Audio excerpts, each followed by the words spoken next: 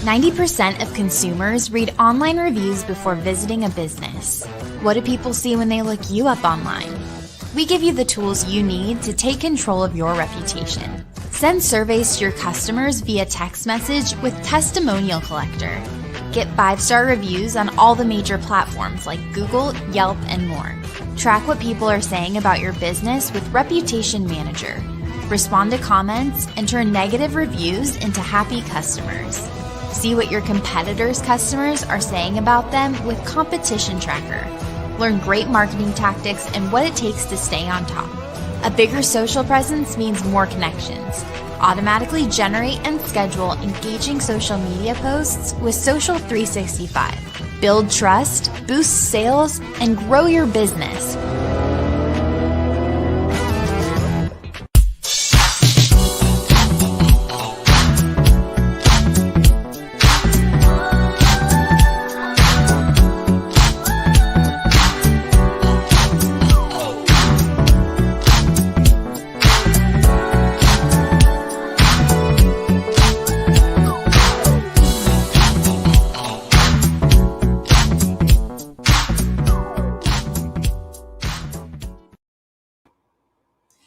Hello, everybody.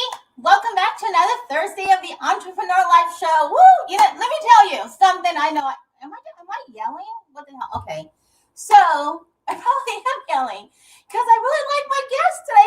I like all my guests, but I like this guest. I've never had a guest like this, but because I've kind of been stalking her page a little bit, and so she's amazing. And so let me tell you, people, for what's newsworthy and real, like, okay, I'm gonna get to her. Let me get past that. I'm excited. I just kind of want to get her on the show. Okay, so I'm Rose, your host of the Entrepreneur Life Show, where I bring you some really great entrepreneur guests, celebrities, people in print, people that are going to bring you really good information, positive platform, which this guest is really like, okay, let me get to the intro. And so, because I'm excited to have her on.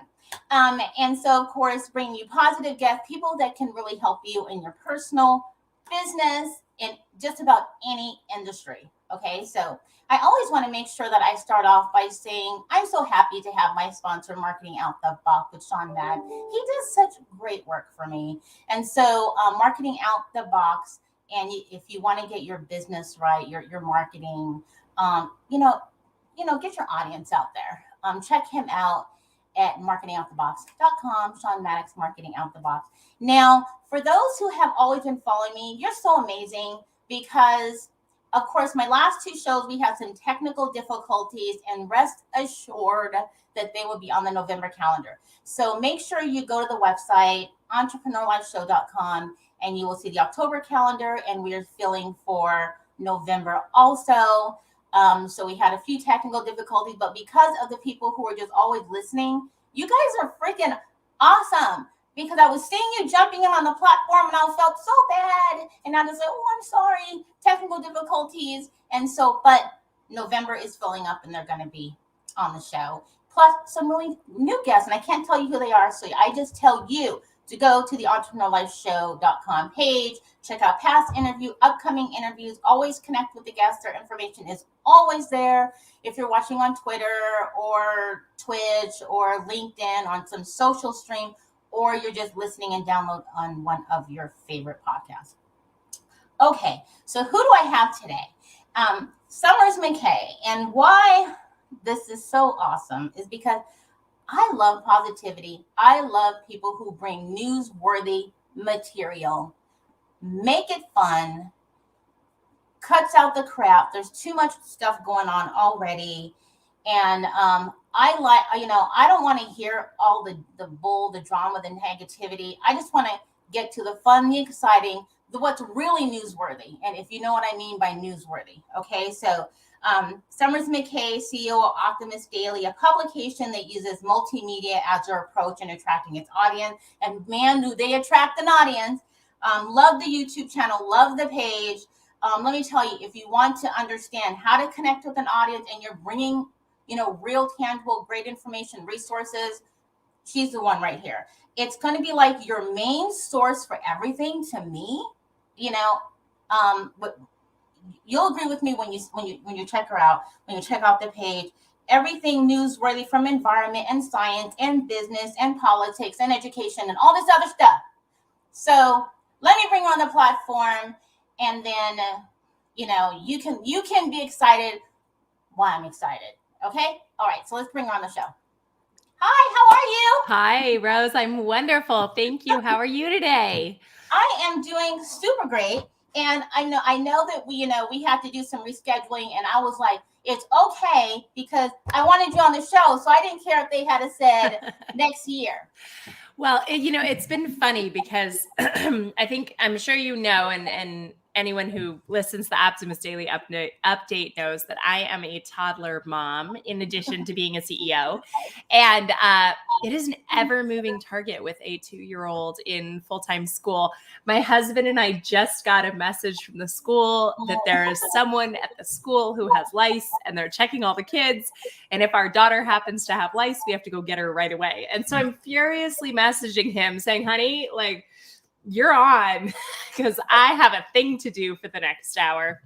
And it's just, but I think that's part of just being super flexible as an entrepreneur. So thank you for, fitting me into your schedule and for my schedule, for allowing me to be here. I'm really grateful for this conversation. I and what I have learned so far, and of course, this isn't you've had other ventures. So yes. And before, of course, jumping into, which I'm excited to share about Optimist Daily, is because you've done so much. What I wanted to bring up was Love Summer Company. Ah, yes. Yes. Oh my God. How did that come into fruition? And then I know you have the app, Make Love More app. If you don't mind sharing like a little bit about yourself, for sure, and how you started your first, when you just did that. Well, so I've always been entrepreneurial in my mindset and in how, I've worked for a lot of startups over the years. I went to school during kind of the .com world in San Francisco Bay Area. So it was just like in the blood, right? And my first internships, everything was entrepreneurial. And so I've always been about solving a current business and sort of world problem.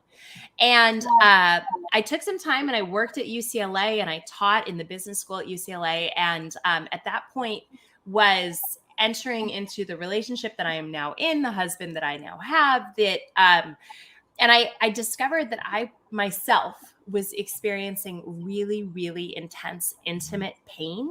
I was in my mid-30s and something was just not right with my body. And I found out I was allergic to latex, and I was allergic to every lube that was on the market, and everything that was in the market for women's intimate healthcare was causing me hyperreactive, really, really intense pain.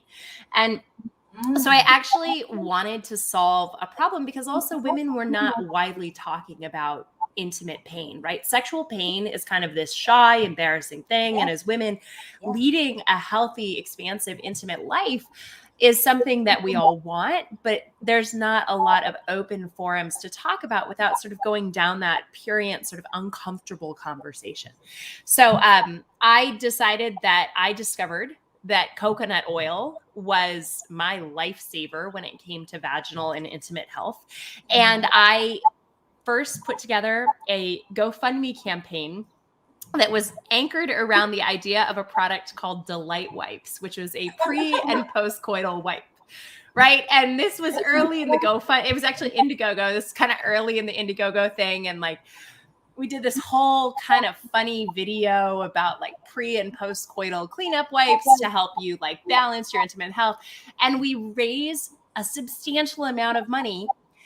And then I gave all of that money to a manufacturer who delivered me unusable product. And I sat in my garage with product that didn't meet the specs, that didn't do what it was supposed to do, that clearly had ingredients in it that were not the ingredients I intended. And I had to like destroy it all. And I had to destroy all of the funds and everything. And so I sat in sort of a pile of like useless wipes in my garage in tears, saying something must come from this. And so I dialed it back and I looked at what were the key ingredients. And I thought, all right, it's not going to be a wipe. I'm just going to make an intimate lube, an intimate product that women can use and men can use. And so I just made a coconut oil-based lubricant. And with that, you know, we were so cottage industry, right? We were making it in the kitchen, like we made the kitchen safe, like locked the dog in the other room. But through that, I was able to deliver the product to everybody who had contributed to the Indiegogo campaign, and to give them something to say, thank you. I'm sorry I didn't pull off Delight Wipes, but this is what we pulled off. And then it turned out people loved it. And so I'm sitting in a cash strap situation with a product that people absolutely adore. And I'm, you know, selling like, I mean, you know, basically like doing consulting gigs to buy inventory to be able to. And so I had this like beautiful product that was so well received, but we were just in a cash strap situation. I'd used all of my capital elsewhere and I wasn't in the position to raise more capital. And so we ran it for a few years and people loved this product called Coconut All Over. And eventually I did have to close it down because it was really more of a hobby. It wasn't long-term revenue generation. But part of that and that adventure into understanding underfunded startups and understanding the risk that they take and knowing that you can be lean, but you can't just not have resources. That's how I ended up in the role that I have today. So I'm still super passionate about it. And I have some secret jars that I give to friends at Christmas.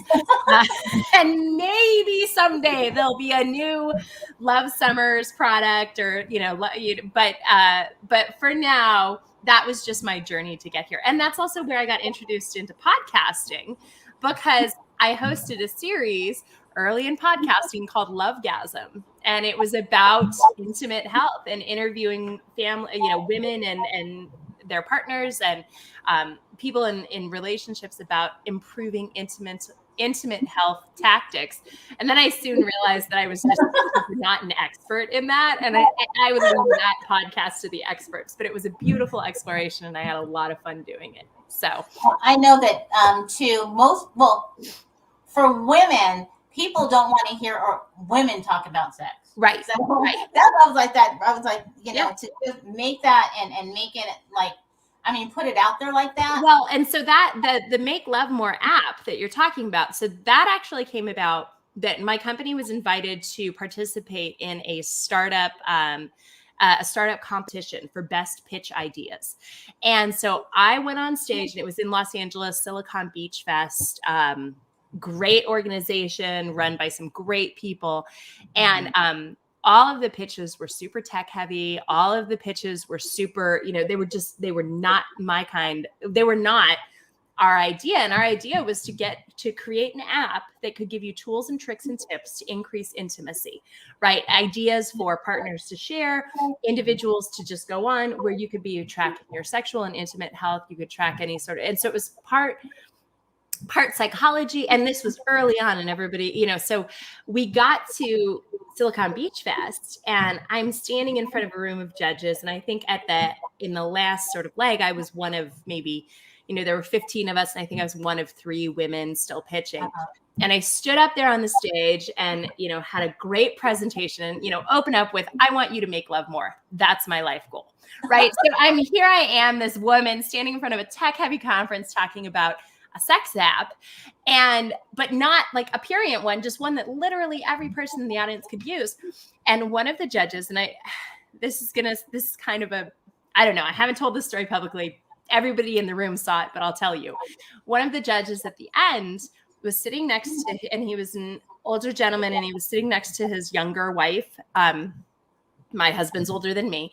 And he said, you know, this is good. You know, your UI looks terrible. And I was like, I know, I did it in PowerPoint last night in the hotel room, right? Like I get it. This is an idea. This isn't. And he's like, I got to tell you, I wouldn't pay $5 a month for an app to tell me how to have better sex. And I looked straight at him and I was like, but I bet your second wife would.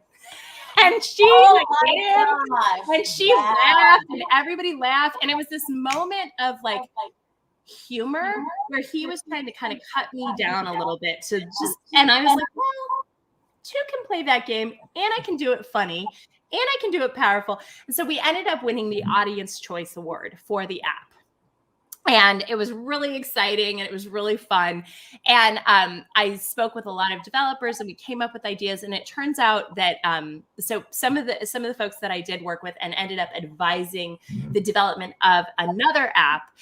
We didn't make the Make Love More Map app, but I did offer my consulting opportunity to another company that did end up developing an app that has that has that. Oh, that is awesome. That is awesome. That's really awesome. But you're right. Like nobody wants, or people used to not want to hear women talking comfortably about intimacy in like a public space because it just seemed like something we weren't supposed to talk about. But it turns out like most of us got here on this earth through an intimate act. So it's pretty prevalent. So, but and then how did that lead you to, because these are like a 100-degree turn to Optimist Daily, and I love the site, by the way. And thank you. And I like how you have the website, but you also have the podcast. I did kind of go to the YouTube. And we don't do video yet much, but so much fun though. I was like, you guys are so funny. So I just want to just give just a little snippet of, because when I went, it really made me laugh. I thought, oh my gosh, this is cute. I love it because it's so transparent. It's so you guys, and you're having a conversation that's interesting. It's like sitting and having tea with somebody or at lunch and enjoying a conversation, but in almost like in real time, but about what's trending right now. I mean, I just want to share the video like really quick. Please. So it's really fun. So if those who are listening, obviously you can hear, because if you're podcaster, this is where you should be leading to, but you just have to listen. I just thought I love the introduction. News stories written by award-winning journalists and delivered online to your inbox and through our social channels. And also, we are sharing these solutions in a commute-worthy, walk-worthy, home office-worthy, sit on your couch and do nothing binge-worthy podcast. Today is Tuesday, the 28th of September, 2021. Hello, my friend. How are you? That is the best introduction, and that is even getting into the show. And so I like it. Thank you. I love that. And so if you can kind of like transition us into how that fruition. Right. So it's actually interesting. The Optimist Daily, we have an investment organization that helps fund the Optimist Daily. And one of the products in their portfolio is actually an all-natural aloe-based lubricant called Aloe Cadabra. And when the president of the organization had reached out to me because they were looking for some support in marketing development for Aloe Cadabra. And I met with him, talked to him, and I just said, excuse me, I said, I greatly appreciate you wanting me to come in on this front, but I think that chapter for me is done, right? I think I'm done with intimate products for now. I need a break from it. It was my heart and soul for a long time. And I just didn't see myself going into work for somebody else in that industry so much, because I had that vision of having my own company and my own product. So that percolated. We had a great relationship, interacted online, and Optimist Daily was coming to a point where they really had created a tremendous amount of traction as far as audience commitment and engagement, but the company itself was in transition. It had been purchased from another organization. It needed leadership. And so my good friend and colleague, Robert, asked if I would meet with our key investor and the investment team, and if I would be interested in potentially taking the helm on identifying, and really this was just a business scoping project initially, a consulting project on identifying whether or not there could be a real business model behind it, right? Is there a there or just another great idea? And so it was through Lube that I found my way to the Optimist Daily. And we sat down and I consulted with them for several months. And we identified that we were going to go ahead and create what's known as a minimum viable product in entrepreneur strategy, right? You create your MVP, you invest a little bit. And I obviously had some experience with creating an MVP. Yeah. And we went ahead, we created it, we did some market tests, we did audience interviews and relationships, through different editorial teams. And we just found such tremendous loyalty for people who were truly behind the idea of a positive news-based organization, one that takes real news, tough news, confusing and challenging news, and dials it down to what are the solution focused pieces of information we can take from the everyday world.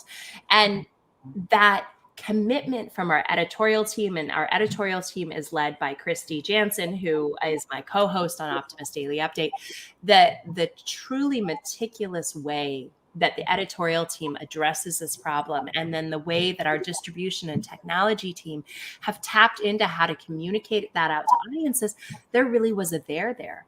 So they asked me to come on as CEO and take on the leadership role. That was about 10 days before my daughter was born. And we spent the next year in basically advanced beta testing to, before rolling out a really big platform push. And now we are, we just relaunched optimistdaily.com. The site looks fantastic. And, we have just an unbelievably committed audience. And Christy and I have found a love of sharing our voices on the Optimist Daily Update. We think it's funny because it really is like our morning meeting that we started recording. But that community has grown, and the listeners and the relationships that have come from that have been really fun. And we're on hiatus right now, and we super duper miss each other. I know that because you bring that, and this is why I love what you're doing, because if you're like me, many of you, I only watch the first 5 minutes of news. Right. And, what's most important right now. What are and your headlines? Yeah. A lot of stuff is, as we know, in social media, somebody owns the news station. Somebody owns the paper. So it's really a deciding factor of what people who own, own. Or they're advertising driven. Yeah. Right? Yeah. What they want to put out there and share with us. Yeah. So, and a lot of it is just like, I say, why is that? I'm like, why is that even newsworthy? Why are we even talking about that? Mm-hmm. And so you kind of want to bypass all the junk, but it's very hard to do so. So I find myself not really watching public TV anymore and having to go to other sources. And so I think it's really for you to open that platform and have that available and being able to share that, it is such a good resource. And so, and I know that you have the engagement. Now, people don't understand that because you have high engagement. Yeah. And so, and people who are really, like myself, I definitely subscribe. Oh, thank you. But if you can share with those, I mean, it's really hard to get real engagement. What I mean by that is, and forgive me to anybody who has these kind of podcasts or social media. This is just me. So, when I started my podcast and started my website, and I wanted to bring something positive that bring out the positive of business owners, entrepreneurs, even celebrities. And I've had some celebrities on the show, and a lot of people want to get the engagement by negative, spill the tea, gossip, drama, pull the bad stuff in. Right. But you're getting views and listeners, but you're not getting really any interesting. It's not interesting engagement. Yeah. And how you change that. And, you can think kind of how you change that. This notion of like, if you build it, they will come is a bit of hogwash, right? Because we all know that we have great stories to tell. There is a tremendous amount of science and technology actually behind leveraging the engagement. We have a pretty robust team of people who once we realized that the commitment to the content was there, right? And our audience was relatively small, but we were seeing that roughly 5% of our audience was willing to contribute on a monthly basis to the Optimist Daily. We said, okay, how do we increase access and reach to people through positive news media, right? How do we leverage Facebook? How do we leverage Google Display Network, and some Google Discovery ads? How do we reach that audience? And we set out initially right around just about a year ago, where we pushed out a pretty broad outreach campaign. Now, for entrepreneurs, right, I wouldn't start a consumer product goods company unless you had $250,000 to spend in marketing, because that's just how much it costs. But for news and information at the time, it was a little bit easier. You could spend smaller amounts and test what's working and put your money behind that. But we actually had an interesting situation that Facebook shut down all news media advertising effective last September, all the way through February. We got shut down. Our entire pipeline for news communication and for acquiring new audiences got shut down because Facebook, which was our primary method of marketing, was trying very hard to curtail some of the inflammatory news media and some of the disinformation that was going into the election. Yeah. And so we had developed this pipeline of putting great headlines out there, advertising them to people. People would sign up and then they come into our folds and we'd convert 5%. And we had this whole model that was working beautifully. And we got shut down. And we all sat back and thought, you know, we've worked so hard to get this thing right, and now we're stuck. So what we did over the next 5 months, really, and it continued on, we're only now putting funds back into media buy, was that we went to our audience. And we went to our audience with inquiry initially, with user, surveys, asking what they were passionate about, asking how they might be willing to contribute or willing to invite a friend.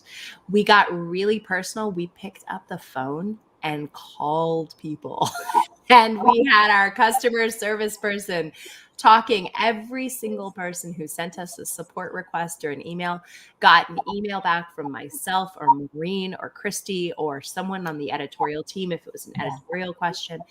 And we got to know our audience really well, and we reminded them how much we cared about them, how much we cared about our mission, and how much, this is the most important, how much we needed their help. But we made help not just a financial request. We said, please share us on Facebook. And here's why. We need you to share us on Facebook because they've chosen not to let us run our ads. We need you to share us and forward us to friends because we have been hamstrung and we need your help.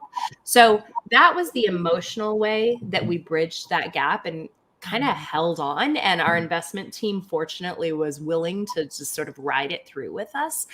But then now it is a series of SEO optimization. We have a great SEO team who advises us and helps us build our site. We have a media marketing associate who works really hard on paying attention to the look and feel of all of our socials. And this is the other thing, we don't roll out a channel. So we haven't rolled out TikTok. We're thinking about it, but we won't roll out a channel until we're fully ready to do it, because you don't waste your resources on channels you can't optimize.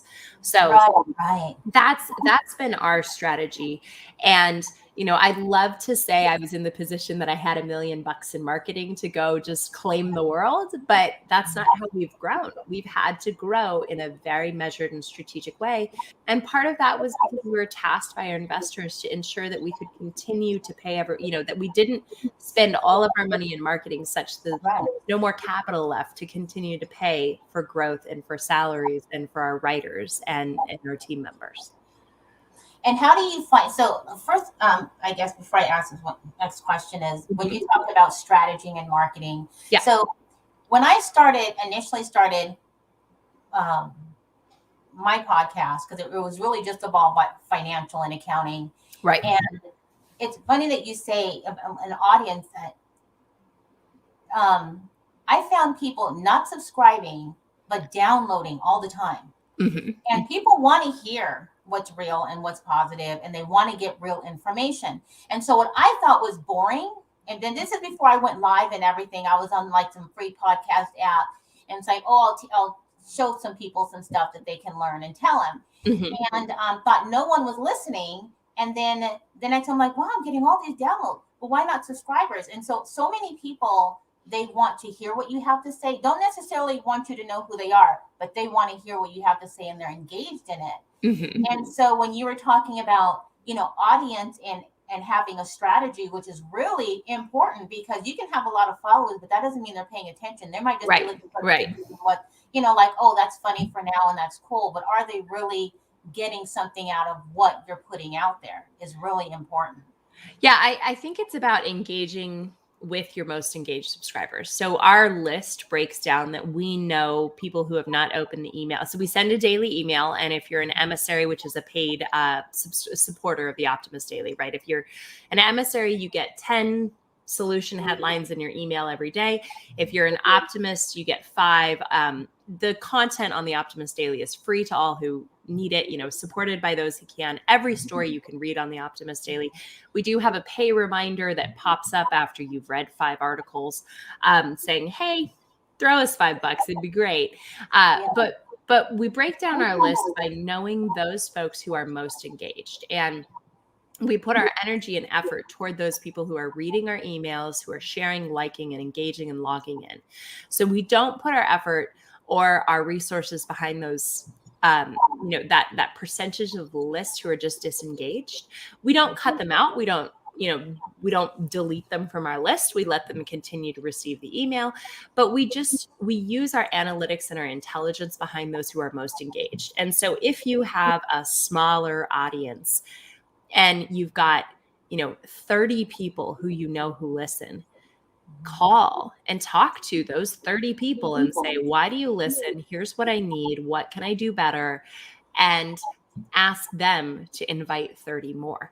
Don't worry about just as we all know on Facebook, right? You can have 80,000 followers on Facebook. Yeah. And you're getting 200 or 300 likes a post, or 3 or 4 likes a post. Don't waste your time on the 73,000 that aren't paying attention, right? Pay attention to those who are engaging with your content, because that's the customer who matters.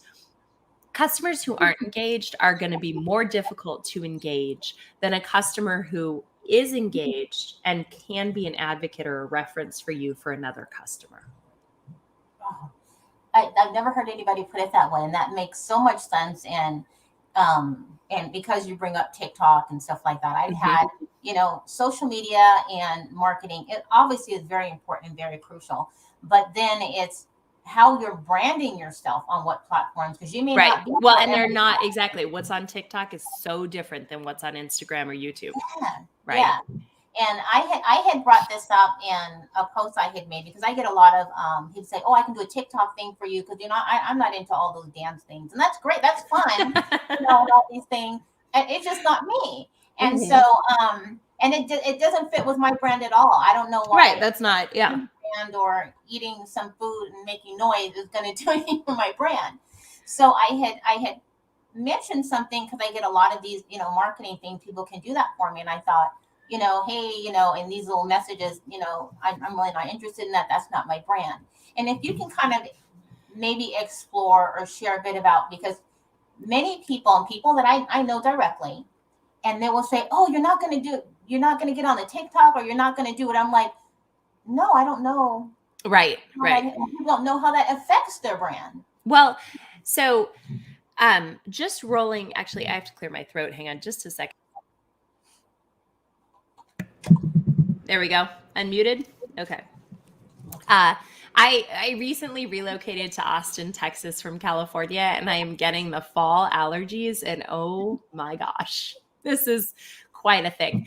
But so back to choosing your platform and choosing how you communicate, it's important that we recognize that I think one of the more challenging strategies for any content creator is when you blast the same content across different channels, right? Each channel has a generational focus. They have a direction. They have a content intent.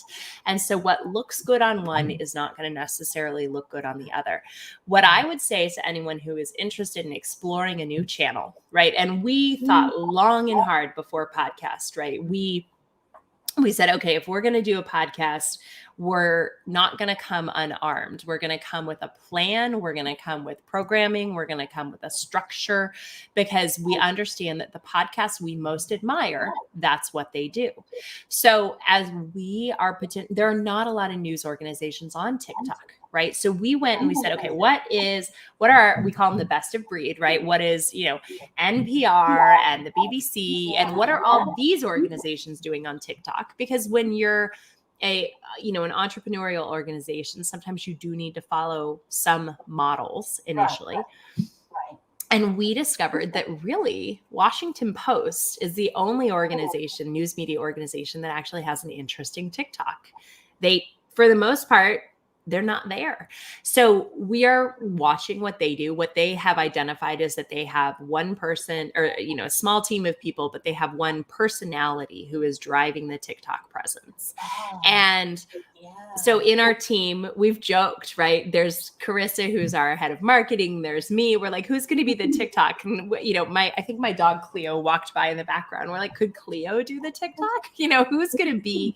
So identifying what works well on that medium and who you admire on that medium, and storytellers or content creators that you think do it really well, and building and then determining realistically, can you support this content? If nobody watched it for 6 months, would you still be willing to do it? Right? Is it something that feels good enough, that is exciting enough, that you want to get good enough at? If nobody looked at it for 6 months, would you keep doing it? And frankly, Christy and I, at the beginning of, the pandemic, that's right around the time we started the podcast. And lock, stock, and barrel, we would continue it for 6 months if nobody listened, because we needed each other, right? But if it's not a piece of content creation that's going to feel good, that you want to do, then don't just do it. Don't just check the box, right? Make sure. And this comes back to, in my early days of advising, people in original sort of interneting, right? Blogging, was that imagine that your blog, nobody's going to read it for 6 months. Do you still want to do it? Do you still have the story you want to tell? Do you still have, and I think about with the Optimist Daily and every single one of our writers, they are so excited to be seeking solutions and telling stories that I think if I asked any one of them, if I told you nobody was going to read these solutions for 6 months, would you still do it? And I think they all would, because the intrinsic value of creating this content and sharing it, just even putting it out there, I think is what really inspires people. And so if you look at some of those channels that organically have done well, they're so authentic to the content creator that you could tell they'd do it whether you watched or not. Is there, I've always wanted to ask this question from when it comes to news and sharing information, whether it be political, whether it be entertainment about a celebrity, is, and I follow quite a few people on YouTube. What are the legal issues or concerns? So for example, there could be something that isn't factual, and it could be a rumor, but I have a YouTube channel and I decide to share because of what somebody else had on another platform, and it isn't in a positive view, because I'm sure even if it weren't true and it was positive about somebody, they'd be like, yay, they'd be happy, right? Exactly. Yeah. That's why we're pretty lucky. The Optimist Daily, very few people get angry with us. And what happens to these that aren't established and set up the way you are? Because so many people that'll easily just start a channel and going live on Instagram, some video, and really are just sharing something that somebody else has already put out there that they haven't even checked to see if it's true. So there's no, I'm not an attorney, so I can't be sure on the answer, but I believe there's really no legal ramification of any kind, right? I think that there's, managing discourse or conversation and Instagram channels or whatever. This is just how we speak to the world.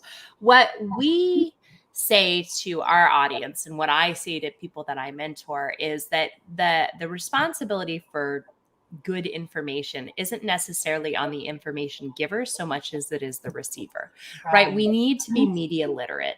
We need to check our sources. We need to understand that the entire construct of Google, from Google on, you can ask affirming questions to Google that will give you answers that agree with what you have, and you can ask sort of agnostic questions. My husband and I were actually having this argument this morning about whether or not a 2-year-old sleep regression is normal. because he was telling me that every 2-year-old on earth sleeps through the night except ours. And I was saying not a single 2-year-old on earth sleeps through the night except ours. And so we were Googling, I'm Googling 2-year-old hungry at night, and he's Googling 2-year-old sleeps through the night, right? And so we're asking the same question, right? And he gets hundreds of articles about people saying their 2-year-old sleeps through the night. And I get hundreds of articles saying, my 2-year-old is hungry in the middle of the night, right? So it's knowing that Google is not a source of confirmation, right? And knowing that somebody you see on Instagram is not necessarily accurate.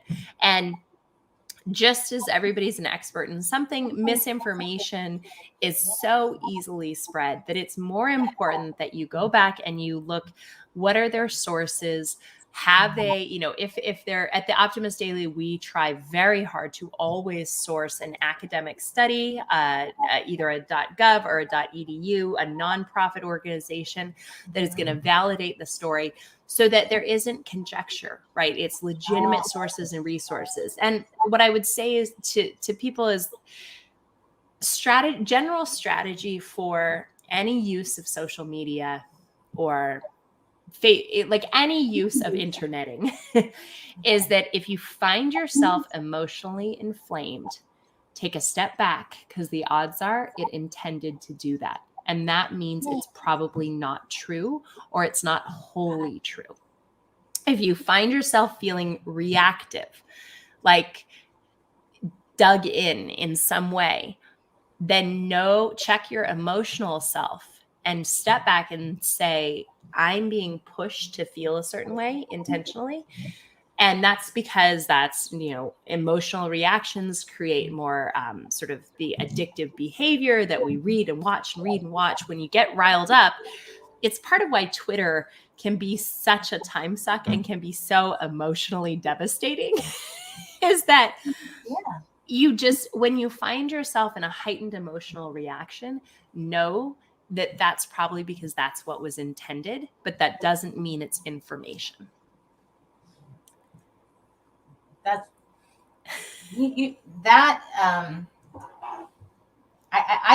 need to hear that. So good. No, that's really deep. It is. Yeah. So where did you get motto, do good, do well? So it's funny. I don't know where it started. I was looking at a high school essay. My mom keeps everything. And when I recently moved to Texas, she basically showed up at the moving truck with everything. And I'm slowly going through things. And I have found a high school essay where I wrote that my goal was to do good and do well, and to not, so somewhere someone must have said that, right? Like I must have heard someone say it when I was 12, 13, 14 years old. Because I don't think I came up with the phrase, right? It's out there in the zeitgeist. But the idea of being able to demonstrate profitability, positive revenue, extreme abundance, success, and impact while also making it a better world is so important to me. And I think traditional notions of business school education or sort of old school, archaic, capitalistic, entrepreneurial mindsets are that you do it at the intent of the income as opposed to the intent of the outcome. And the outcome is how you raise this world to be a better place. And so I just, in my soul, every business I've ever worked in or done, I ask myself, am I doing good and am I doing well? And there have been times where I have been doing very well, but I looked at myself professionally and recognized that I was not doing good, that the work I was doing was actually detrimental to this world. And taking that courageous step to say, I have to throw on the e-brake and leave this career and change my point of view and my direction, because I'm not willing to sacrifice the outcome of this world for the income that comes to me. Oh my gosh. You mean tell, lady, let me tell you, you say the right stuff. Because I know that I wanted to get into, I know that you help, other people in their first entrepreneur Yes. business Yes. owner. And something that I had talked about so often is, and forgive me, but I see this on social media often, and Mhm. I'm sure you have seen this, where people will have said, "Oh, I want to start a business. What should I do?" Or Mhm. and I'm like, well, if you don't even know, you don't know Mhm. yourself to know Right. you want to start a business. But I can't say that because I don't want people to get mad at me. And then two is another thing I would see is people when they put themselves, they have a business and they're, oh, I'm making 7 figures, and they have all this marketing in that, and it makes it look like they're doing all these great things. Mhm. So and I said, if personally, and I want to know your feeling on this, if you're not okay mentally and healthy, it doesn't matter what you do. Right. Right. And it could be something that you really enjoy, that you're passionate, but if you are still struggling emotionally and then your business isn't going to be successful. And as well as if you're looking at others, because I used to follow other people when I started. I used to look at their marketing like, oh, how are they doing it? And I used to copycat. And Right. Marketing envy. a long Yeah. time to have to pay people to realize, what are you doing? And Mhm. so, and even though my business was successfully monetarily, I was very lucky that, oh, I'm making money already and I'm making a profit. I was struggling. Mhm. Mhm. So, well, there's twofold, and one is to answer the question of people who want to start a business or want to be an entrepreneur, but they don't know what it is or what it should be. I would say go to work for an entrepreneur, be an intern for an entrepreneur, and if you're not willing to intern from an entrepreneur and learn from an entrepreneur. And I mean like the unpaid internship where you sit with them and half the time entrepreneurs don't even know what we're doing with the day-to-day basis, but like go shadow a legit entrepreneur for a few days and see how you can help and see if it's really for you. Because entrepreneurialism, which I think is a word, right? Is exhausting. It is emotionally depleting. It is the hardest work you will do. And to the mental health side of being an entrepreneur, I think that it's not linear, right? There are times when we are very strong and there are times when we are very weak. And our bodies might all of a sudden, that e-brake that I referenced, throw on the e-brake and say, you're not doing well. And you might not have noticed it because you are working all ends of the, nonstop and you're going, but something is not aligned. Right now I'm having some weird health issues. Like I'm not feeling great. I'm exhausted all the time. I'm feeling my own body say, okay, we need to realign and figure out how this purpose continues in a healthy way. I will say that your business, you doing well does mean your business does well, but your business doing well doesn't necessarily mean you will be doing well, right? Like you can have, just as you were saying, you can have success where you feel out of place with it. My recommendation is that don't figure you've ever answered that question. Continue to check in, right? And know, is that what I'm doing right now still right for me today? And just like every entrepreneur needs to be dynamic in their business choices and pay attention to what customers are saying or what the relationships they're building are advising them. Same with your body, is be dynamic. And then also get a therapist. Please have a therapist. There is nothing wrong with therapy. And have a good therapist that you work with. Have a team of other perhaps entrepreneurs that you're really straightforward with about your own entrepreneurial challenges. And know that I think disabusing the notion of everything, of presenting that everything's perfect, like the world doesn't require that everything's perfect for you to be successful. So give yourself a break and be willing to acknowledge when things aren't going well, right? And don't just continue to paint on perfection if that's not how you're really feeling.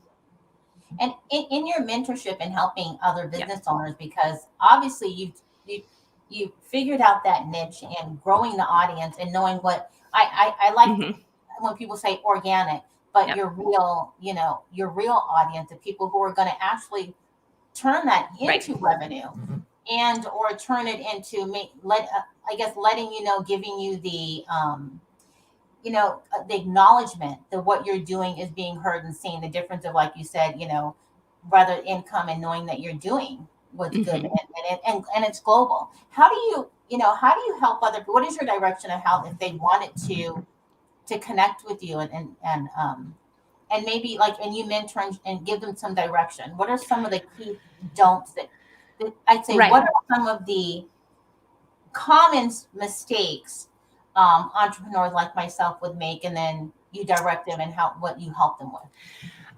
So one of the common mistakes that entrepreneurs make is that they embark on a vanity project without acknowledging that being an entrepreneur is going to be as much, if not more, work than a full-time traditional job with a salary. So recognizing that entrepreneurship does provide a lot more freedom and capacity in the sense that you are in charge of your own calendar in some ways, but it is not less work than having a job. And I have had many entrepreneurs who have come to me and they've created beautiful products or have great ideas, and they're looking for a way to turn it into a revenue income or a revenue stream equivalent to professional work with a commitment of less time. And that it's like the fallacy of the side hustle, right? Mm-hmm. The side hustle is not the job. So if you want your entrepreneurial endeavor to become a real career, a real abundant, global brand, right, you can't think of it as the side hustle. Oh, God. Wow, yeah. And that's hard, right? It's hard to look ourselves in the mirror and say, am I willing to do more work to create this thing that I wholly own or that I own with my partners? Am I willing to, or do I want to take this idea and share it with someone else and perhaps give it to someone else, sell the formula for my product or whatever, because I don't actually want to work more than if I had a part-time or a full-time job, right? So being an entrepreneur is not a part-time job. I think that would be my first key advice that I give people that I work with. The second one I would say is don't do it alone. The solo entrepreneur track is really difficult. We also don't make businesses alone, right? We make businesses with great partnerships, relationships. Christy and I'm the CEO, but she is the chief content officer. And together we create the Optimist Daily with an amazing team of people. But one of the first things that I learned early on back in, Delight Wipe days is that you can't, unless you have a team member or somebody and this is to create a scalable business, right? Being an individual consultant, you can certainly do individually. If you want your business to scale in that hockey stick way, being alone is a no-win situation. I agree with that. Yeah. And that's not to say to those entrepreneurs who have their own businesses, their own consulting practices, people who are in the legal or accounting field, you can absolutely be successful as that level of an entrepreneur, but you necessarily won't see your business become scalable. And scalability comes when you teach others to do the work that you do. Right. And then the last most important thing is don't operate in a vacuum. That's kind of like don't be alone, but don't operate in a vacuum. If you have a really good idea and everyone's like, yeah, I'm not sure I like that, go ask them why. Don't just shut down negative feedback. Welcome negative feedback and learn from it, and welcome positive feedback. Because if you operate in a vacuum, you can create something that people don't really want and you think is a great idea, but then you're constantly trying to convince them they want it. Instead, create something that aligns with what your goals are, with what it is you have identified an audience or customers would want. I'm glad you said that, because even though when you said having someone, a team not to do it alone. I originally started out alone, thought I could do it all myself. Yeah. But even if but I found it having a mentor and being able to accept criticism. And then after I kind of worked through that channel, and I've been through therapy and all that too. So I even if you think you're fine. Right. And you go through therapy, and then you take a break, and then you go through it again, and then you go through it again. I'm currently in search for a new therapist. So, and when I told people I've been through therapy for 13 years, I'm like, no, all not like in a row. Yeah. You know, I mean, I don't know. I'm 43. I've been in therapy for 23 years. We're good. On and off. And so when I finally realized that I couldn't, I had to admit it's okay to admit that you can't do it alone. But then I also had to realize that the people around me were there people who were just my cheerleaders, because I gave them the impression that I always needed acknowledgement. Yeah. And who were the people who I didn't realize that just didn't care if I succeeded. And it really eliminated my book of people I was connected. I realized who my acquaintances were. And it really came down to like 1 or 2 people. That's it. And that I had to learn, wow, they're really telling me the truth. And sometimes I really hated it. Yeah. But I had to, so what you're saying, to me, it's very good information.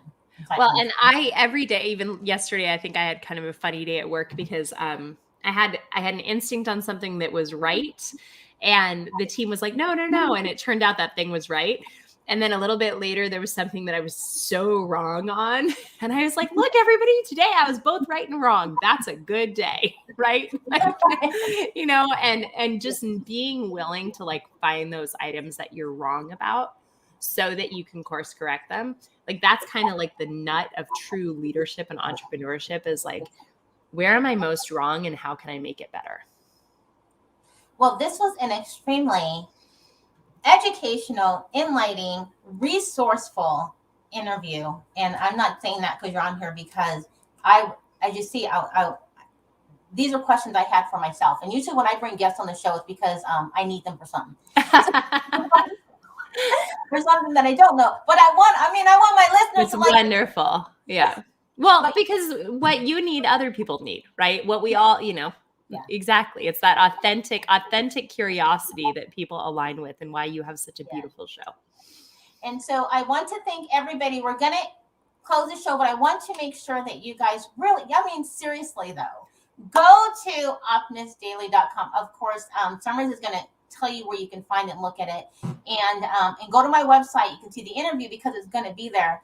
But oh my gosh, I just love it. It's like your resource for everything. So if you don't mind just sharing yes. one more time. Yeah. So optimistdaily.com is our site. You can find us on any of the socials at Optimist Daily, except TikTok. We're not there yet. And our Twitter handle is Ode to Optimism. Feel free to subscribe, get that daily newsletter of 5 positive solutions every morning for free. We say start your mornings better at the Optimist Daily because that is our job and we want it to be yours. Well, thank you for everybody who's been listening. If you are listening on a podcast or maybe watching live on one of these social platforms, how I appreciate you and always want you to come back. Check out the show calendar. Go to entrepreneurlifeshow.com.